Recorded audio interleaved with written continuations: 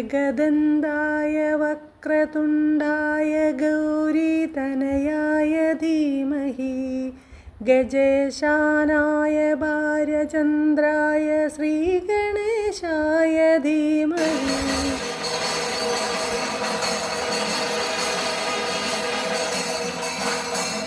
അങ്ങനെ ഞങ്ങളുടെ നാട്ടിലെ എല്ലാ വർഷവും കർക്കിടക മാസത്തിൽ നടത്തി വരാറുള്ള ഗണപതി ഹോമവും ആനയൂട്ടും ഇന്നലെയായിരുന്നു.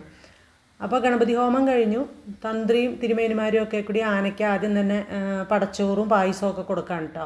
തിരുമേനിമാരൊക്കെ കൊടുത്തു കഴിഞ്ഞിട്ട് പിന്നെ നാട്ടിൽ നമ്മൾ തൊഴാൻ ചെല്ലണവരെല്ലാവരും തന്നെ കരിമ്പോ പഴം അങ്ങനെ ശർക്കര എന്ത് ഉണ്ടോ അതെല്ലാം അങ്ങനെ ആനയ്ക്ക് കുറേശ്ശെ ഓരോരുത്തർ കൊടുക്കും കേട്ടോ.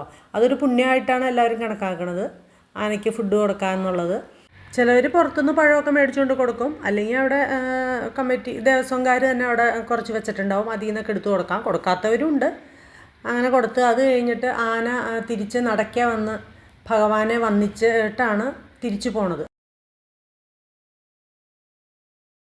വന്ദിക്കുമ്പോൾ ആ സമയത്ത് ആനയുടെ ഒരു ശബ്ദം കേട്ടോട്ടോ. അപ്പം നമ്മൾ വിചാരിക്കും അത് ഭഗവാനെ വിളിക്കണതായിട്ടാണ് തോന്നണത്. അടുത്ത അമ്പലത്തിലേക്ക് പോകും അത് കഴിഞ്ഞിട്ട്. അങ്ങനെ അവിടെ നിന്ന് തൊഴുത് ആ ശബ്ദം കേൾക്കുമ്പോൾ നമുക്ക് ഭയങ്കര അത്ഭുതം തോന്നണം അല്ലേ. അങ്ങനെ ഇവിടെ നിന്ന് തൊഴുതിറങ്ങി ആന വേറെ അമ്പലത്തിലേക്ക് പോകാനാണ് പോണത്. അവിടെ ഇതേപോലെ തന്നെ ഗണപതി ഹോമവും ആനയൂട്ടും ഉണ്ട്. അപ്പോൾ ആന വണ്ടിയിൽ കയറി വലിയ ലോറിയിൽ കയറി പോവാണ്. ഇദ്ദേഹത്തിൻ്റെ പേരെന്താണെന്നറിയാമോ? പി.ചി. രാജീവ്.